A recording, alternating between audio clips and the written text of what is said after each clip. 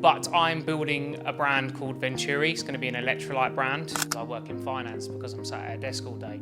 So it's kind of, the issue is time. When I was in that period of my life, didn't have any time to go out and exercise. I got to a point where that was the happy part of my day, where I'd order breakfast and I'd go to Starbucks, for example, and get 2 iced lattes. This was my regular order. And I think if anyone's new moving to Dubai, find yourself a group of people who are who you want to be. I want to give people the opportunity to, number one, learn about what's in their hydration supplement, and also learn about other supplements. Hydration is so important because it regulates your body. 75% of people are magnesium deficient. We're going to definitely focus on bringing out information. 200 milligrams of caffeine has significant benefit for someone's mental performance and for physical performance.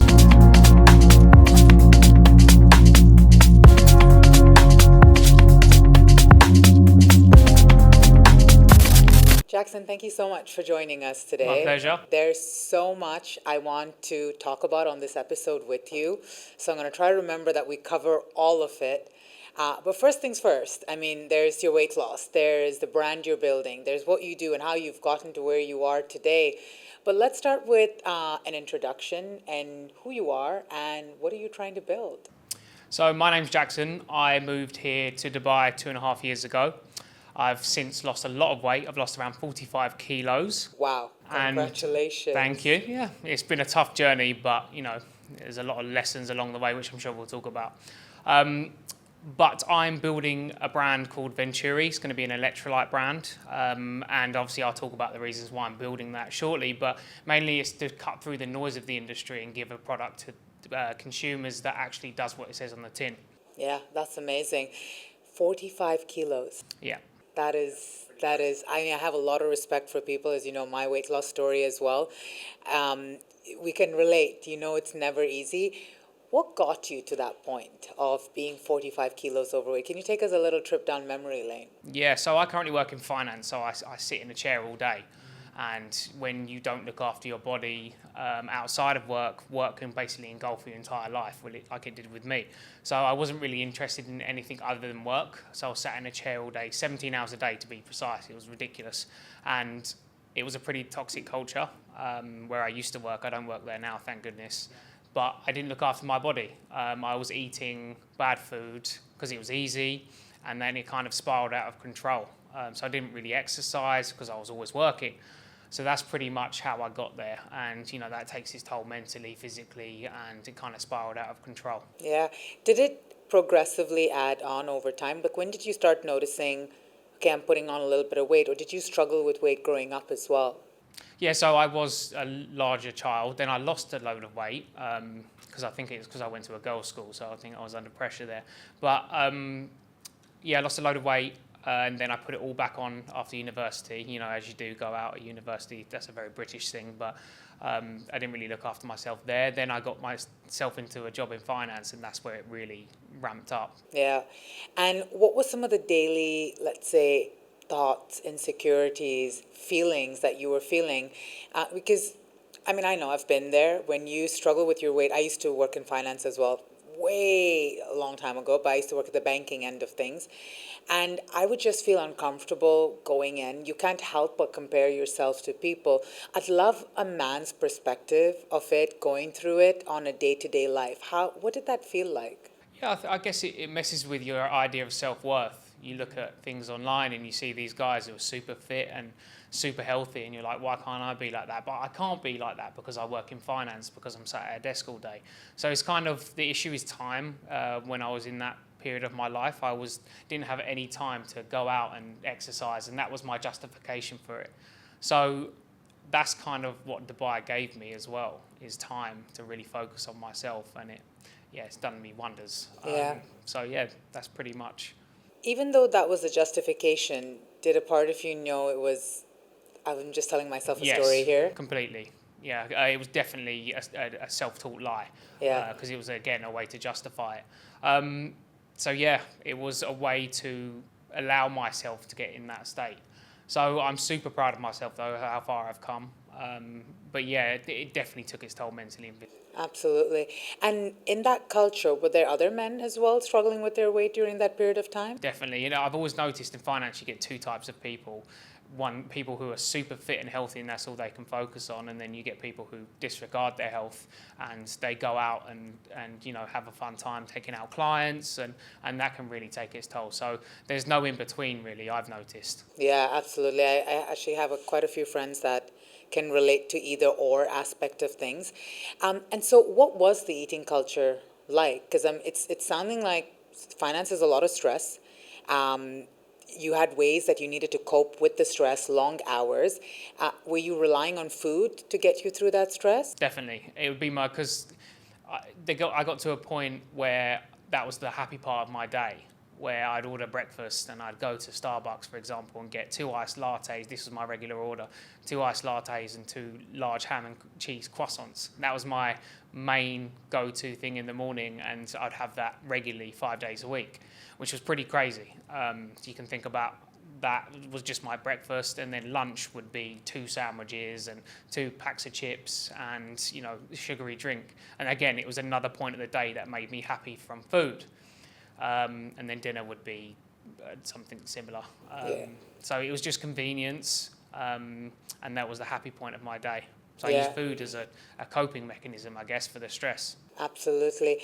And when you were going through dated, so I have a lot of male clients, right?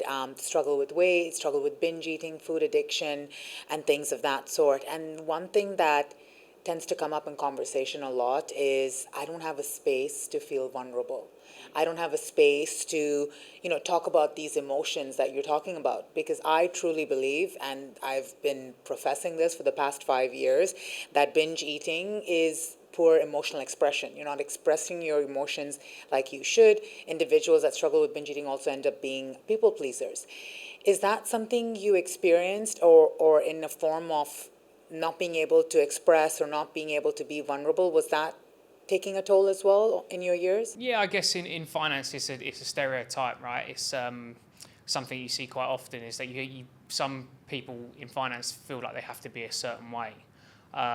So you can't show weakness. It's perceived as weak to voice those type of things. Back in the day, that's changing though. The finance industry has definitely taken on its role in helping its employees and stuff.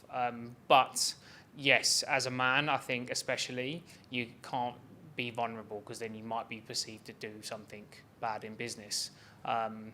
So yeah, definitely. I would agree with that. Definitely. Yeah. Did you have, so that was the work culture. Did you have anyone at home? Did you find that in the home environments as well? No. So my childhood, I guess, has been not unhappy, but it's been relatively ropey. Let's just say that. So I haven't always been like, for example, my mum had an illness throughout her whole life, and I haven't really had that person to talk to voice that vulnerability. But over time, when I got larger, I realised that I needed to find someone, and I felt like I couldn't do that when I was the size I was. So that was definitely one of the reasons that drove me to try and lose weight. And thankfully now I've got a beautiful girlfriend at home. So yeah, That's amazing. definitely be vulnerable with her. Yeah, that's absolutely amazing. And I think that's so important, right? Especially if you don't have it in the work culture, to at least have it at home. Was therapy ever an option? Did that ever come out or stick out? Because I find it's harder for men to seek that as an alternative, as a form of self-expression, but they see it as, I don't need fixing. Yeah. So I bet the numbers would suggest that there's more women in therapy than there are men. So that would hold testament to that idea. However, I've not done any therapy myself, but I know people who have, and they said it's been life-changing. So completely agree with that idea. And if I could walk back 5 years, I would definitely try it. Yeah. 100%. Do you think it would have an impact on how you relied on food? I think so. I think if I had the proper training from someone like yourself, I definitely would have a different idea around food and a different approach to food daily. Yeah. I mean, look, that being said, you still have come to the other side. You've still lost over 40 kilos, right? And this is kind of where I want to navigate as well. How did that transition happen? So you moved to Dubai, two years ago, you said. And what was the kickstart of everything to kind of change the lifestyle, change the eating habits? What did those early days look like? I think it's just the culture of Dubai. I think you can go one of two ways here. You can go down the route of fitness, which thankfully I ended up down because there's so many great places here. Like we talk about the lab studios all the time. Yeah. And so places like there. And then you can also go down the route of going out every weekend because there's so much at your doorstep here in Dubai. So you can go down one of those two routes. Thankfully, I chose that route. So I think just being here and having a lot more options to be able to go down a fitness route.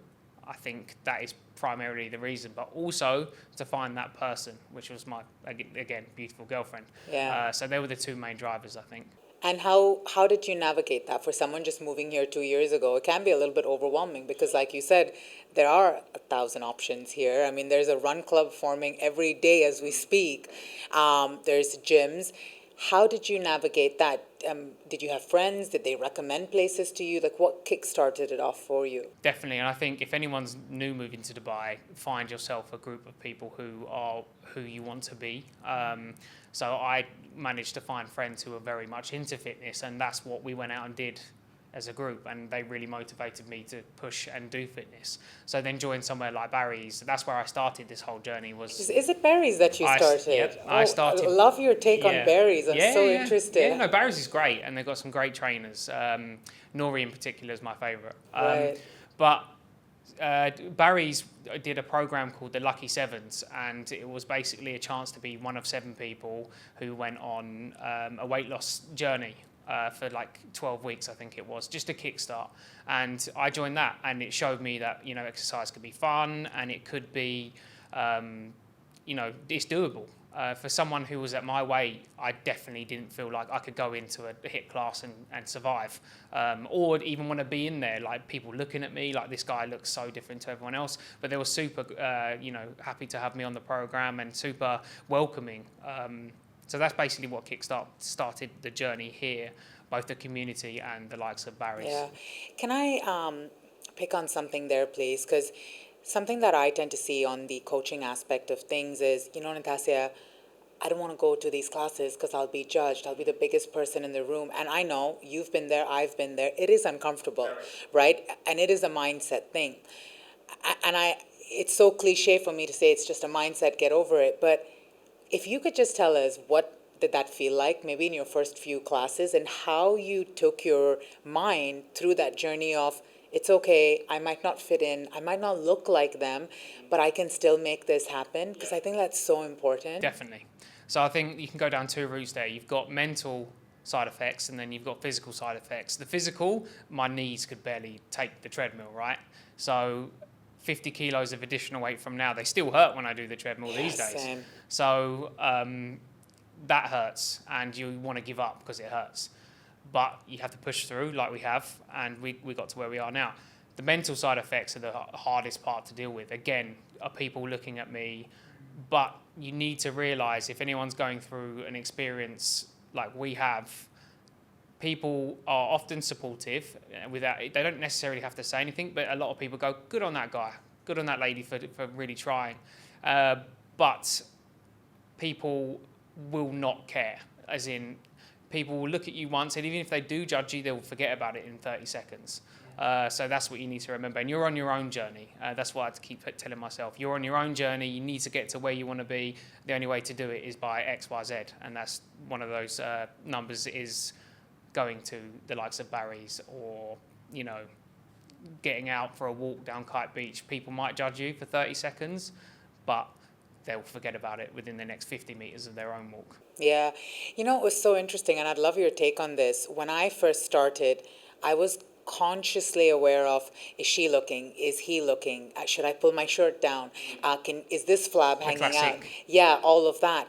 To now, working out 5-6 days a week, I am so, I hate saying this, but so centered and selfish in a way and focused that I sometimes don't even know who's beside me. I just go in, do my workout, it's me against me. Did I lift heavier? Am I just pushing my way through this? I feel like that transition slowly happens from slowly caring about what everyone thinks to then being, no, this is my journey. Did you experience that as well? Definitely. And I think once you start seeing progress, you really become self-centered in a good way in terms of Exactly. progress. And it's Exactly. such an empowering feeling. That's definitely one of the biggest things I've felt throughout this whole journey is empowerment. You know, once you start, because 50 kilos and 65 in your case is such a huge achievement. Yeah. So you feel such empowerment from that. And I think that empowerment pushes you on to do more. Yeah, absolutely. That's amazing. Right. So Barry's kicked it off. He did the 12-week. Did you end up being one of the sevens Yeah, I then? was one of the sevens. Amazing. Yeah. Perfect. So then, and how was the food transition during that time?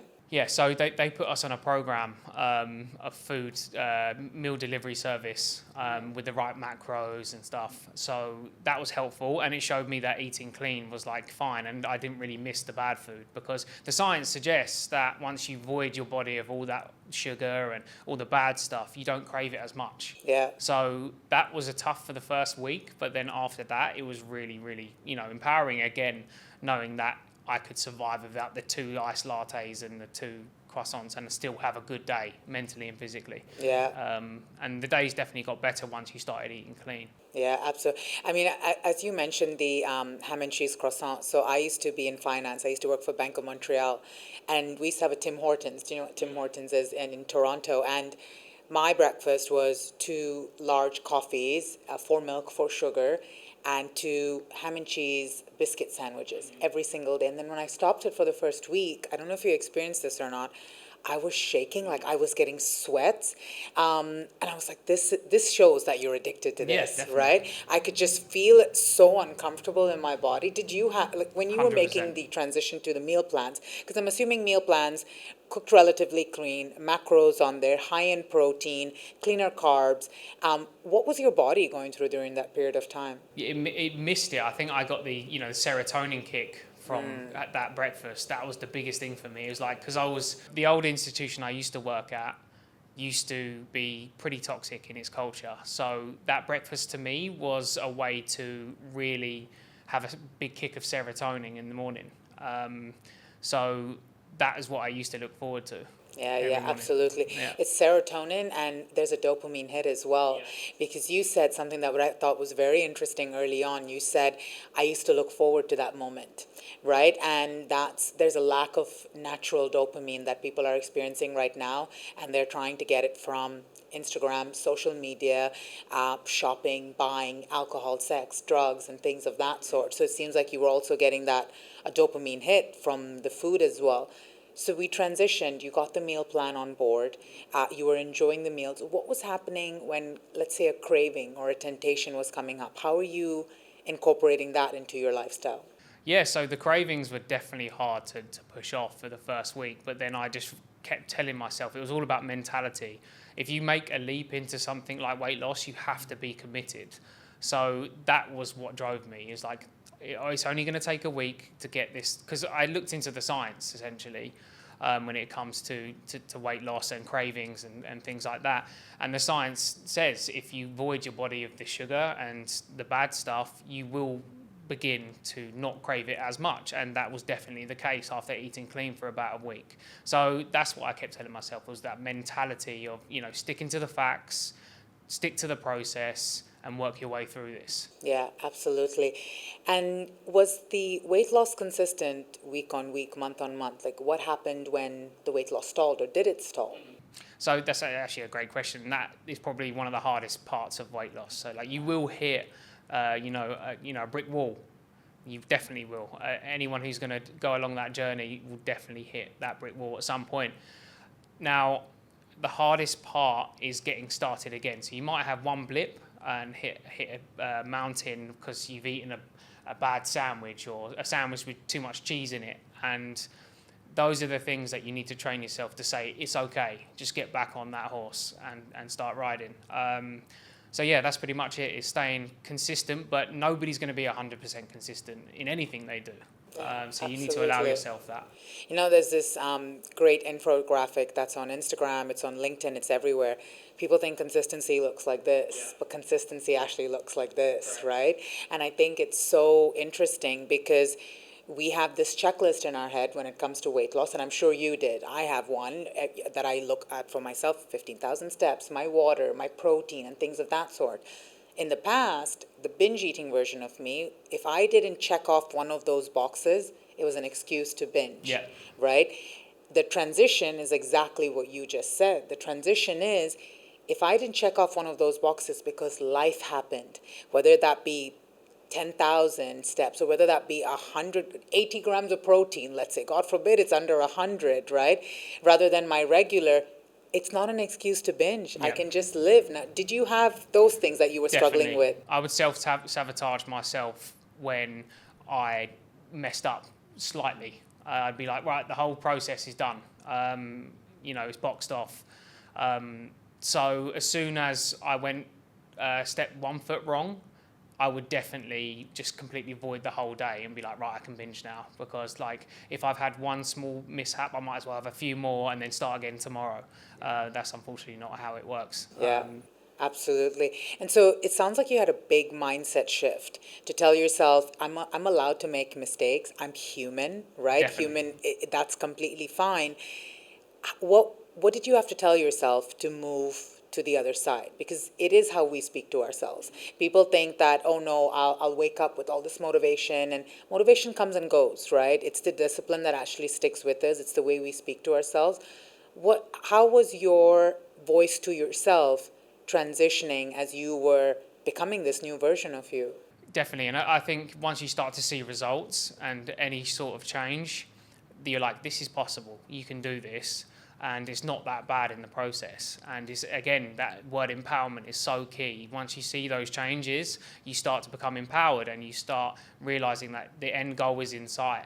And Yeah. it's not impossible, because when you're in that mindset of being so big and feeling like you can't do anything, once you start seeing a change in your body, like you can do anything essentially. Yeah, absolutely.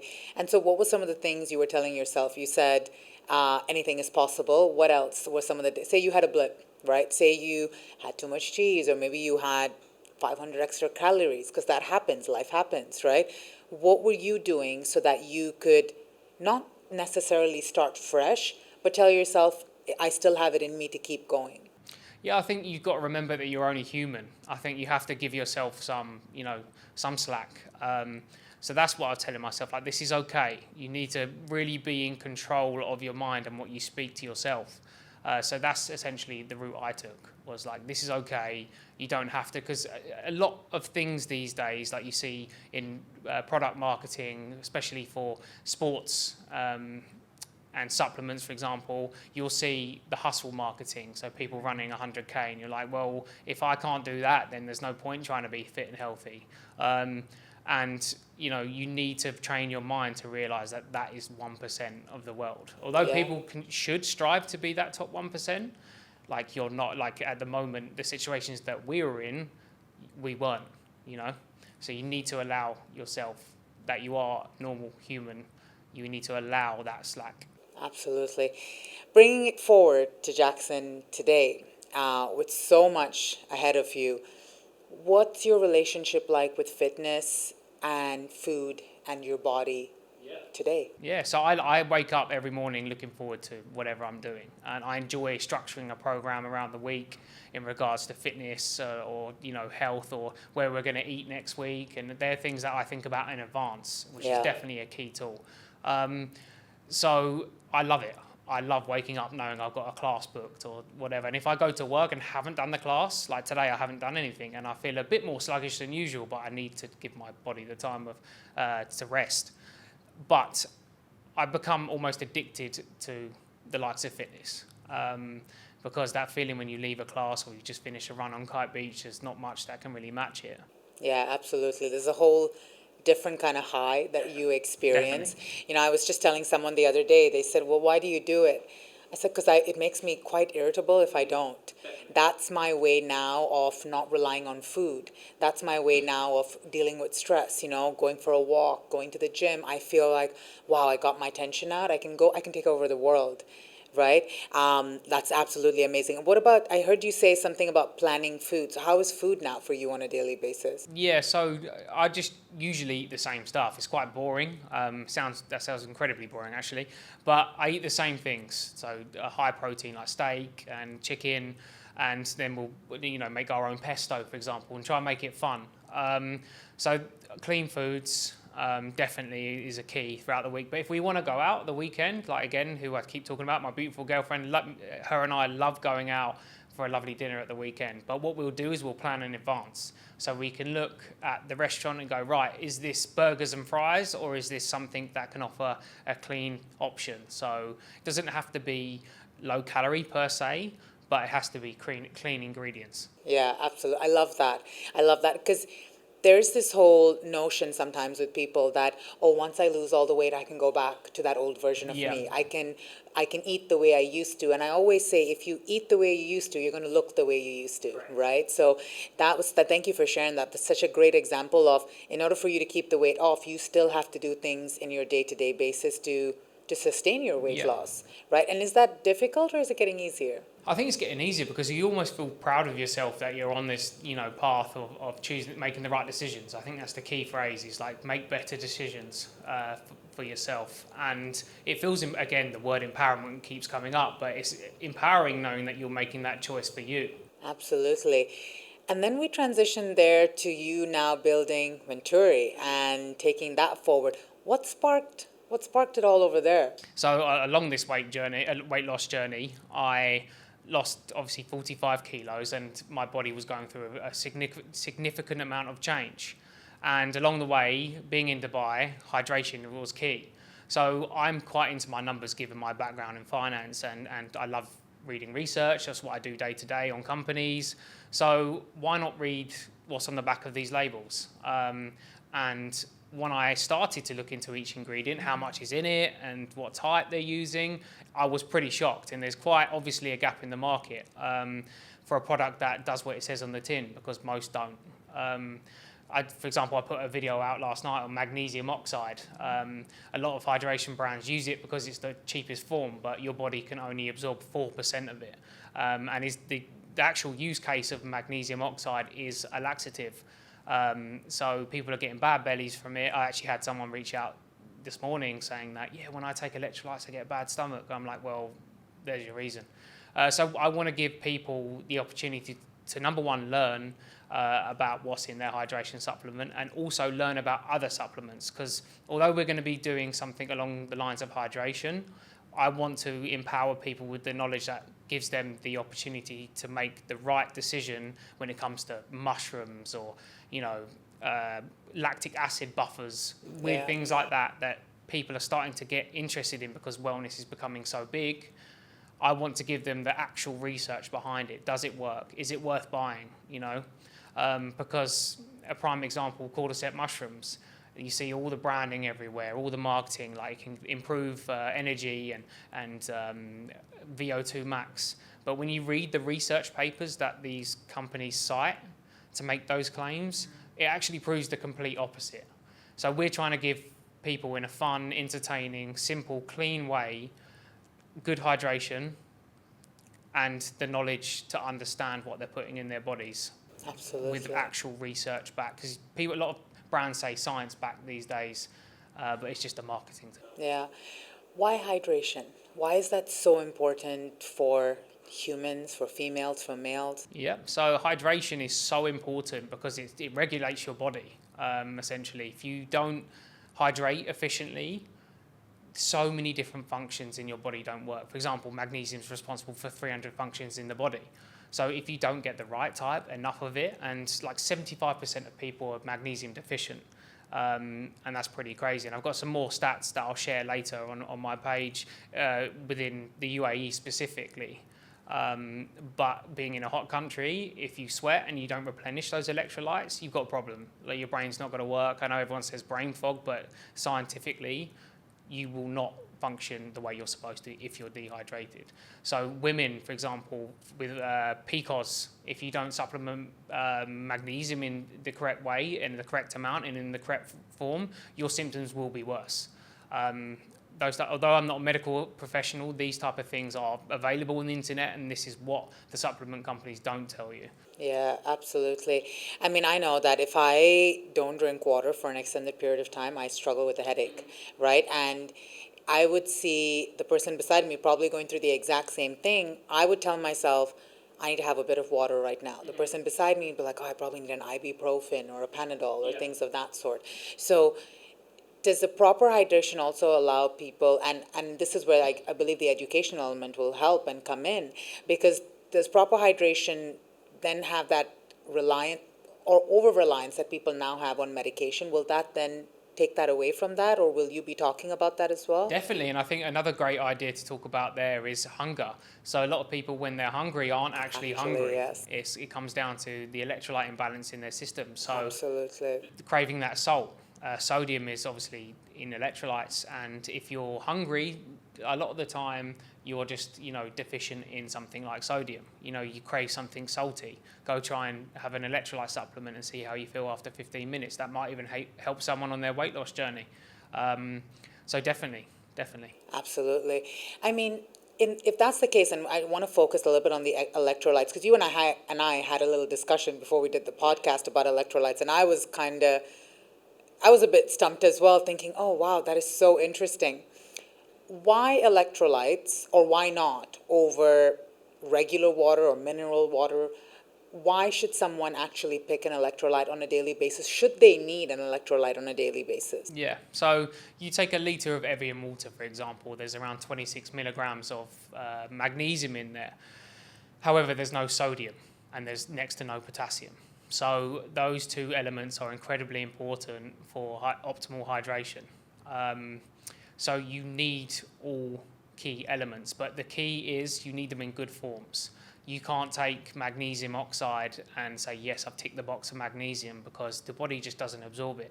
So a lot of the brands are using, although they've got sodium, potassium and magnesium, they're just using bad forms and not enough of it. Why? To cut cost. So it's incredibly important that you have the right elements in the right amounts and in the right forms. And at the moment, there's no product really out there that does that.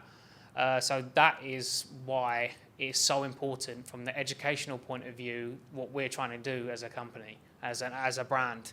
We want to empower people. I know it's my favorite word today, but we want to empower people with the knowledge to choose the right electrolytes. Yeah. And it doesn't even have to be ours. Or you can even go and make your own, but it's incredibly hard to do that unless you take a supplement. Yeah. And thank you so much for sharing that, because, and especially to say, well, it doesn't have to be yours. I think the educational element of things are so important, especially in a saturated market, right? And I'm sure you must be seeing this with your research. There's just so much out there. Why does an individual need to have an electrolyte? Can they not just have regular water? Yeah, so the science is there. You need sodium to basically absorb all the rest of it. It draws water into the cell. So you need those elements.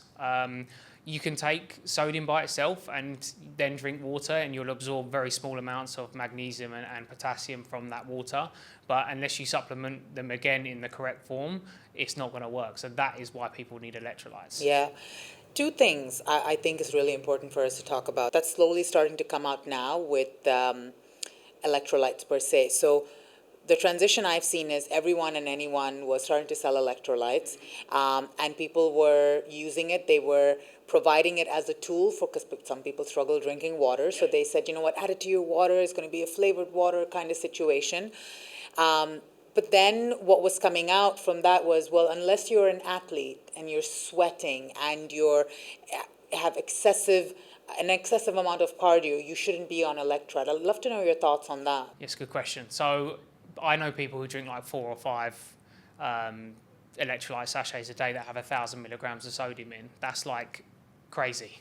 It's nuts, and it's really bad for blood pressure. And you wouldn't expect me to really say that, given I'm going to try and sell electrolytes. But this is another thing that we're going to try and educate people on, is how much you should be taking in a day in regards to what you do in a daily basis. So do you work out? How often do you work out? And we're thinking about offering a consultancy service for that type of thing, but that'll be later down the line.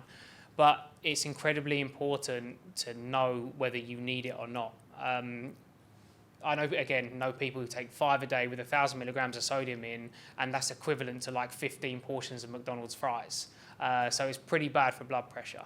So whether you need to take it or not, I think a lot of people in Dubai are outside all day, but then you need to realise how often you would need to supplement in terms of sodium, because that's the key element there, because taking too much is going to have really negative effects for your health. Like I'm seeing brands push out electrolytes for children, and the data shows in the UAE specifically, children are abundant in sodium. The 58% I think was the number in the study that I've got, and I'll share more on that soon.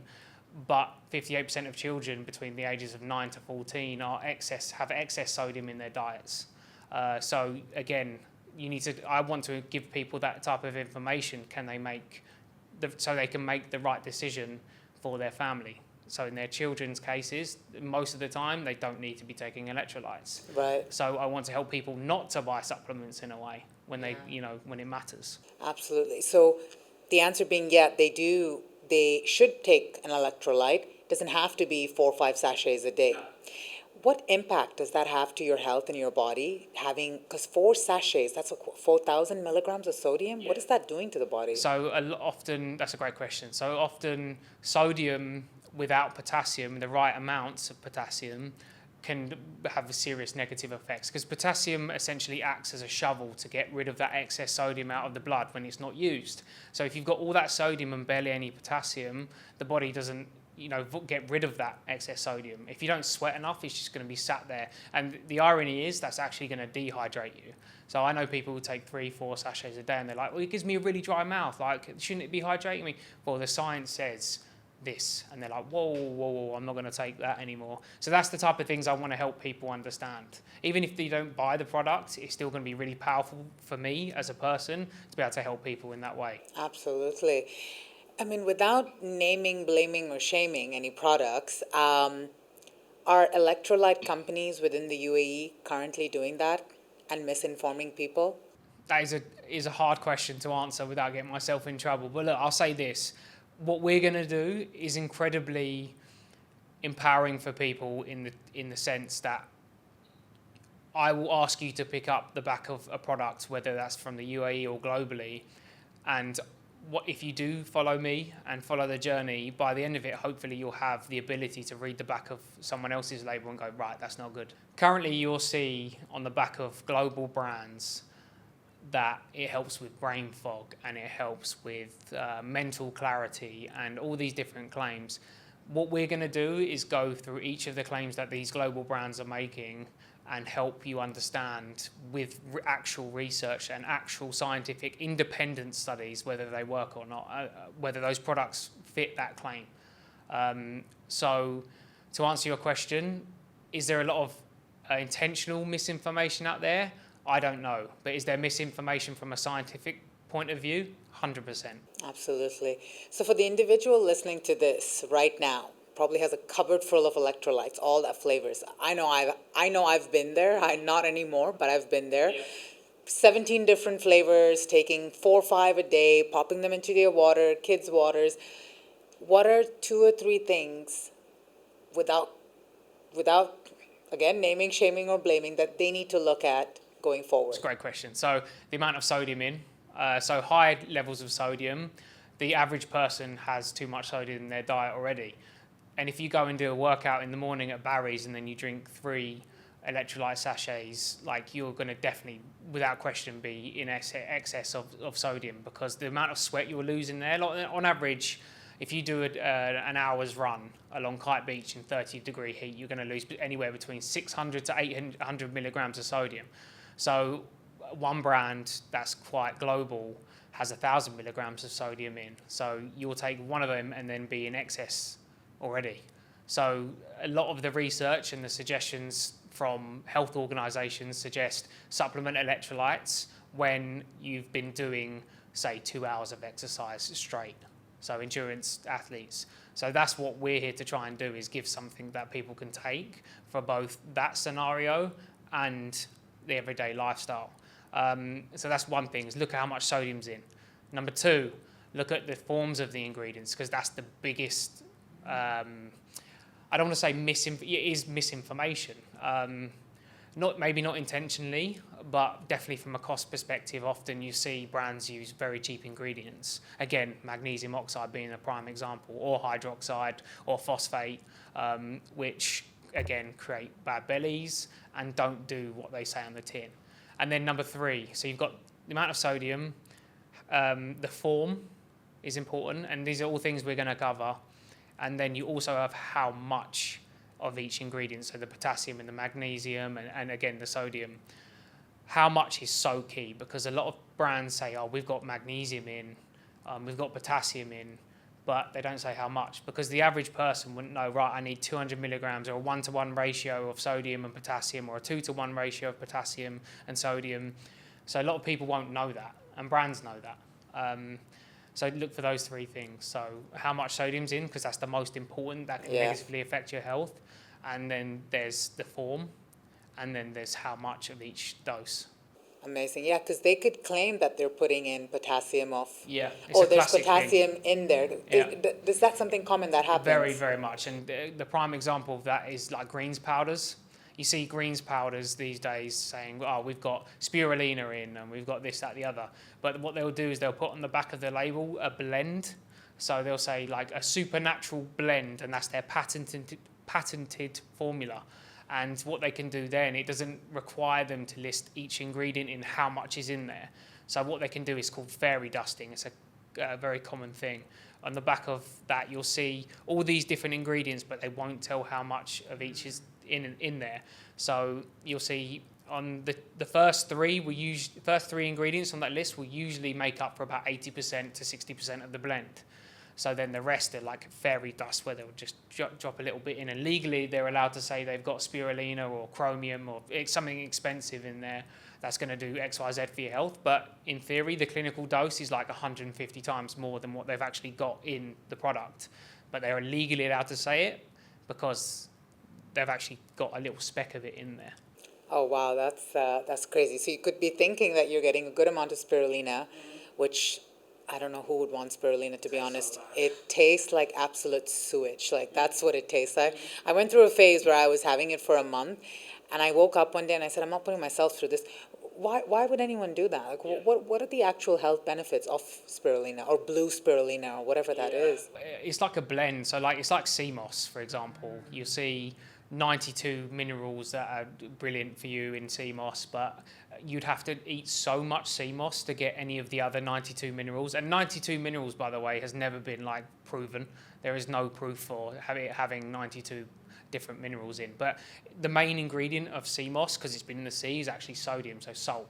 So you'd have to eat tubs and tubs and tubs of this thing to get a good amount of magnesium, for example. I'll talk more about sea moss at some point, because that's what I want to do, is give people the information to make their own decision, is this good or bad for me? Because then I'll put it in a pretty simple way, the actual facts. Yeah, absolutely. That's so interesting. I mean, just to provide people that information, right? Because I truly believe this, that we're in a world right now where people are more health conscious, specifically in the UAE. We want to do things that avoid the brain fog, give us mental clarity.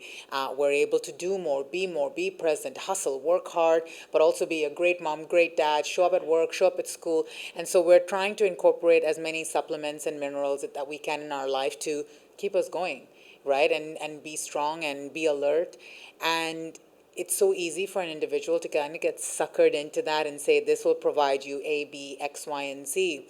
I believe when you and I were talking, I was telling you about a product that I was using, and I told you, I said, I felt like $1 million. I really walked out of my coaching call with my client, and I was like, I'm the shit. That was so good. Yeah. And then I told you that, and you just burst my bubble. If you can just share what the thought process was around that. I think people would love to hear that. They're so interesting. And you felt like that because the product you mentioned, so at the time it was a functional mushroom, right? And the science of that functional mushroom actually is non-existent. There is no research that backs up the claims that the brands are making. So what that likely was the placebo effect, and your brain is the most powerful thing when it comes to telling you if something's working or not, without question. Forget the science, forget the hydration, forget all that. Your brain is the most powerful thing when it comes to telling you if a supplement's working or not. So the placebo effect is essentially when you take something, say for example, a good example is price. So if something costs more, someone will believe it's better for them and feel better from taking it. So there's been research done 100 times over independently by the world's top professionals and scientists that suggest if something's more expensive, you'll think it's better for you. Or even if it's free, you won't think it's good for you. So like if you went and got some table salt, which cost 10p or 10 cents, and put it in a drink, you will get benefit from that, but your brain won't tell you that you have got benefit because it's so cheap and irrelevant to you. But if you go and spend £50 on a special type of pink Himalayan salt, then you'll be like, yeah, this is really good for me, and you'll feel some sort of benefit. But that's your brain, most likely, because the nutritional value of the likes of pink Himalayan salt is negligible. So there's that, and then there's colouring. So marketing is huge part for whether a supplement works. So I won't go into too much detail, but a placebo pill in scientific studies, if they change the colour of the pill to something like blue, which is more calming and something like that, and they'll take that pill versus the white pill, which is like neutral, the person who took the blue pill will feel a lot more calmer. So those type of things, your brain is so powerful when it comes to whether you think something is working for you or not. Yeah, absolutely. It's funny, after we had our chat, I said, I spent a lot of money on it. I'm just going to admit right now. Like, I really suckered into that. I spent a lot of money on it, got it shipped here. I still believe it does something, but I did try it out. So after we spoke, I went down the nocebo route. So I said, you know what? I'm just going to tell myself more positive thoughts. I am just going to invigorate myself with, I'm going to be able to do this. I'm going to smash this. Not that I'm tooting my own horn. I'm a great coach, but there are moments where you kind of doubt yourself, So I said, I'm just going to do that. And I tried it out for 3 days straight, and it worked. It actually worked. So I'm still on the grounds of, did it? Was it? Yeah. I'm not sure. It's so hard to tell, and that's why those type of claims from brands are so powerful, because once you get that in your head and you've spent that money on it, like, your brain almost subconsciously wants it to work. Yeah. But again, if you stick to the facts, the science, and the actual performance of that supplement, it's non-existent. Yeah, that's absolutely crazy. What else do you have planned for Venturi? What's your vision for the business? So I've thought about this, and I would never sell mushrooms. I would never sell sea moss or anything like that. So it's quite hard for me to think about routes to go down. But we've got some ideas in the works that are very, very abstract. You don't see them often. So we'll talk about them more at some point. But we're going to definitely focus on bringing out information. So whether that's via not an ebook, but like a way for people to have an A to Z of supplements to understand what the research actually says. So projects like that for now, because I want to be like, you go into a good restaurant and you see 4 or 5 things on the menu and you think these guys are going to be good at that. We don't want to become that supplement company that offers 50 different supplements and you don't really know what you're buying, and you can get a bundle of this and a bundle of that, because that's not what we're about and what we stand for. Yeah, absolutely. I mean, it also, for the consumer end of it, it just confuses things so much. You sit there and you tell yourself, okay, now I need this and I need that. I came here for one B12 supplement and I'm leaving with like 75 different things. So I think, that's a great strategy as well on a consumer aspect of things. I also wanted to do a bit of a rapid fire your way, where I'm just going to throw out some things, whether they be a supplement or pill or whatever it can be, and you can give us like 2 or 3 sentences around it on what your thoughts are. So I'm going to start with creatine. Creatine is brilliant. The research says it's amazing. Yeah. It's something you recommend people take every day. I'm not a health professional, but I would suggest it's good, especially for women. Yeah. The reason I bring up creatine is because you said something earlier. You said, something like table salt, because creatine, in hindsight, can be very reasonable. It's Can very be, cheap. yeah, very, very, especially creatine monohydrate, if I'm not mistaken. But what I've seen some companies doing is packaging creatine monohydrate in a luxury packaging seal coming from I don't know where in the world, charging quadruple of what this actual product is. What are your thoughts around like what's really happening there? Yeah, it's pretty crazy. Like people who pay for convenience, but creatine is the cheapest supplement out there by a mile, and it's by far the most researched. Right. And so, yeah, I just wanted people to know that get your creatine, you can get it cheap, and that's okay because you touched on a really great point. If it's expensive, then this must be good. Yeah. Creatine doesn't have to be. Doesn't have to be. Always read the label though. Always read the label because some brands might put fillers in and things like that. So definitely check the label. If it says 100% creatine monohydrate, you're all good. Amazing. Ashwagandha. Ashwagandha. It blunts emotion. The science behind it, there is actually some science behind it, so it's not too bad. And we'll put out more about ashwagandha soon, but there is some promising numbers there. But for now, I wouldn't take it because of the emotional side effects. But that's my personal opinion. Right. When you say numbing, what's happening? They're just from personal experience. Yeah. So when I took it back in the day, you would often become numb to like emotional things. Like you wouldn't get happy, but you wouldn't get sad. It's almost like nature's antidepressant. It feels like. Yeah. Absolutely. I mean, I've taken ashwagandha. I have it in my cupboard. I see it every day, but I get very nervous to take it because I was telling this to a client of mine. She got recommended ashwagandha by her psychologist, which I thought was a great alternative for him rather than putting her straight onto antidepressants or things of that sort. And she's like, "Have you ever taken it?" And I couldn't lie. I said, "Yeah, I did." And I feel like I'm just plastered on the couch. I don't know if I'm coming or I'm going or it's just that like a monotone feeling. Okay, and next one is I think we spoke about this briefly on our call as well is L-theanine. L-theanine. Yeah. Yeah. So L-theanine, it does have a lot of research behind it. It's good for performance as well, definitely. It's definitely something. Again, these are all things we're going to be covering on the Venturi account. And what if someone was taking it or is taking it? What would be a benefit for them? Benefit, improved performance in general. L-theanine is not something we're going to be having in Venturi, but definitely look into it. If you're an endurance athlete, it's something that you should be taking. Right. Okay. I know you've already covered this one, but lion's mane.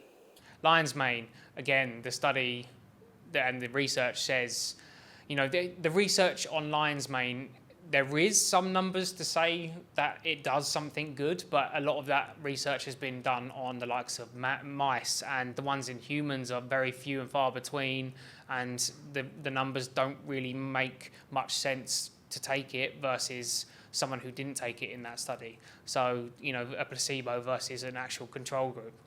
Yeah, and so would you recommend it or? No.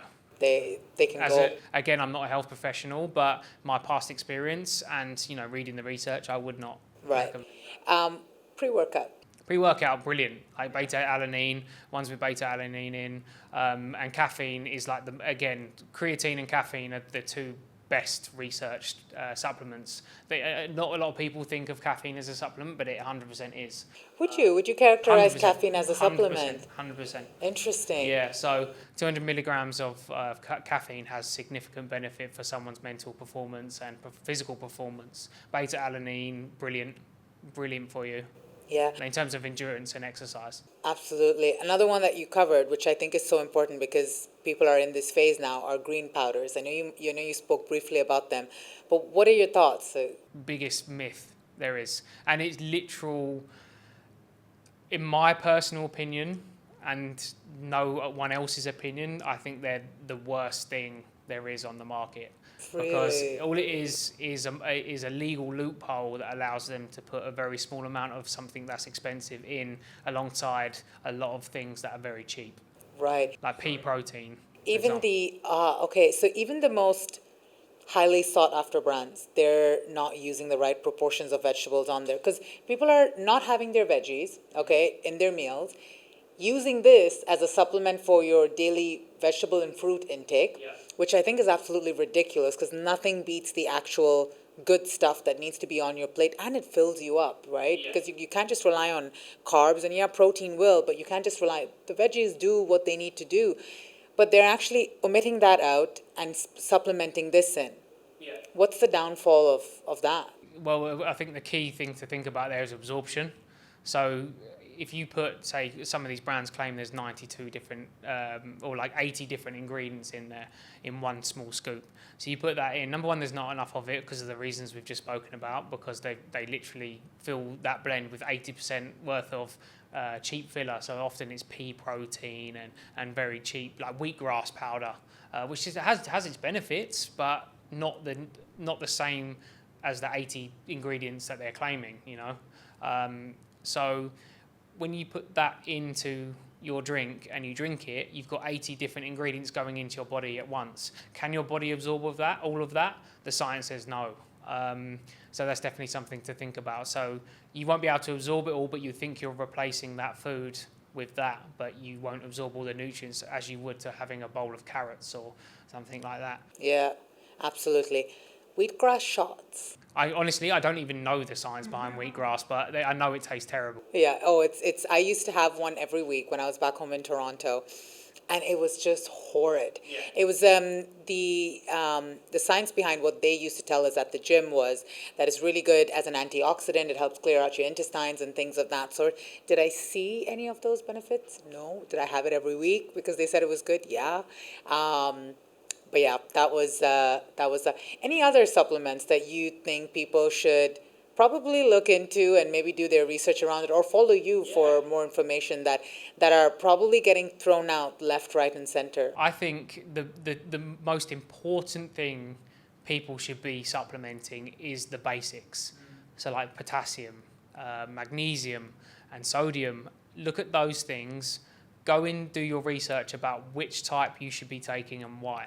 Don't go on Amazon and buy a magnesium supplement and not read the back. A lot of the time they're full of fillers and they're not the right form. Go away, even ask ChatGPT, what type of magnesium should I be taking?